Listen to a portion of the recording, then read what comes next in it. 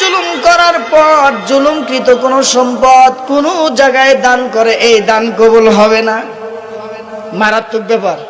কথা কর, জুলুম করে 1 কোটি টাকার মালিক হয়েছেন, পুরা 1 কোটি মসজিদে দিয়ে একেবারে মনে করলেন যে বাপের নামে দিয়ে দিছে। কার নামে? বাপের নামে, শ্বশুরের নামে, তালুর নামে, নিজের নামে দিয়া দিয়া বিশাল বিশাল কিছু কইরা ফেলাইছেন। আর মনে মনে বলছেন হাই রে লাভের লাভ হইছে, এত কোটি টাকা দিলাম। আর কত মুসল্লি যে আর কত আলেম ওলামা যে দোয়া করছে, এই দোয়ার বরকতেই তো জান্নাতে যাবো, কোনো লাভ হবে না। ফর এক্সাম্পল বলছেন না, এদের বুদ্ধি হচ্ছে এরকম। 2 মাতব্বার ঝগড়া কইরা নতুনে 2টা সমাজ বানাইছে। কয়টা সমাজ? খুব মনোযোগ দিয়ে শুনবেন, না হলে কিন্তু মানে উদাহরণটা ভুল দিকে চলে যাবে। 2 জনে মাতবারে বানাইছে 2টা সমাজ। যে সমাজে ধনী মানুষ এরা একজন মাইফা নিছে, আর একজনে রাগারাগি কইরা তেলে বাগুনে জুইলা লাভ লোকসান না বুঝা নিয়ে নইছে সব গরিব মানুষ এক দলে।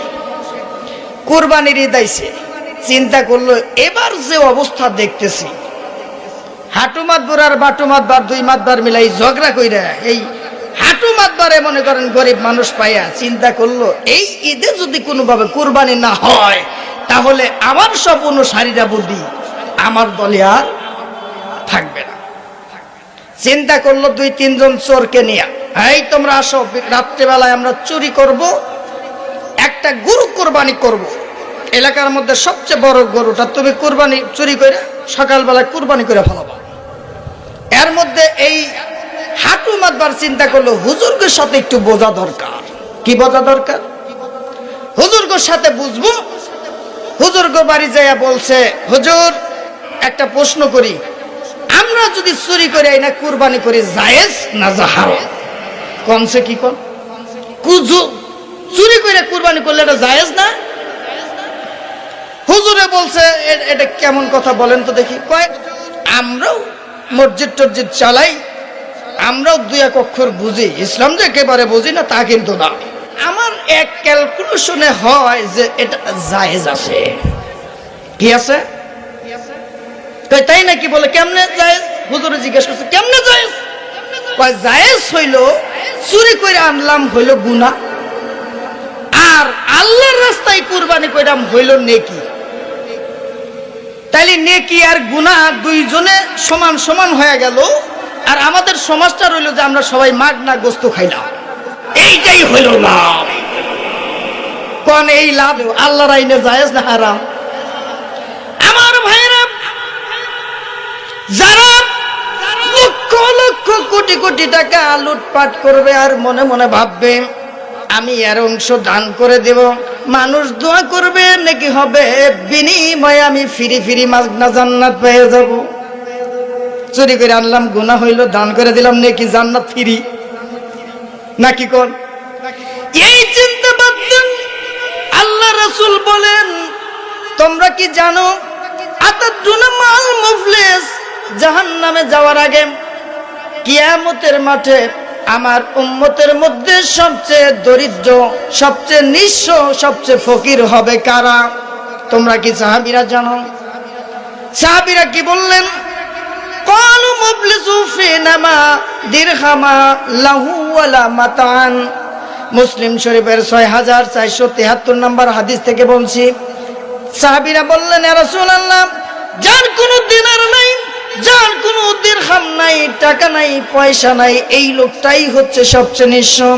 আল্লাহ রাসূল বলেন, না, এই ব্যক্তি নিঃস্ব নয়, বরং মান উম্মতি ইয়াউমাল কিয়ামাহ বিসসালাতি ওয়াস সিয়ামি ওয়াস যাকাত।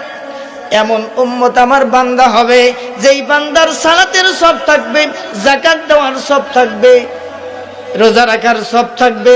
এই সব থাকার পরেও লোকটা নিঃস্ব হয়ে যাবে। নাউজুবিল্লাহ। কিভাবে নিঃস্ব হবে? এই লোকটা এমন লোক যেই লোকটাকে তার বিরুদ্ধে গেলেই ওই লোকটাকে বকা বাধ্য করছে, নিজের বিরুদ্ধে গেলে কি বলছে? বকা বাধ্য করছে। শুধু তাই নয়, কাযাফা হাজাম, মিথ্যা অপবাদ দিয়ে তাকে সমাজে ছোট করছে, লাঞ্ছিত করছে। মতের বিরোধ হয়েছে, তার সমাজে বেইজ্জতি করার জন্য মিথ্যা অপবাদ দিচ্ছে। শুধু তাই নয়, ওয়াকালাল মাল, সুযোগ পাইলে তার অর্থ এবং সম্পদ লুটপাট করছে। এরকম লোক আছে না নাই? বিরুদ্ধে যাবেন, আপনার বিরুদ্ধে অপমান দিবে, আপনার সম্পদও নিবে, আবার আপনাকে অপবাদ দিয়েও অপমান করবে।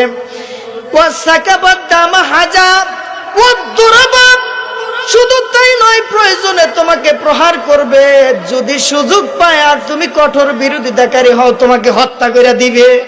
এরকম হচ্ছে কি হচ্ছে না? আল্লাহ রাসূল বলেন, এই লোকটা যেদিন কিয়ামতের মাঠে এত সব নিয়ে, নামাজের, রোজার, যাকাতের সব নিয়ে উঠবে, এই অপরাধ যাদের সাথে করেছে তারাও উঠবে।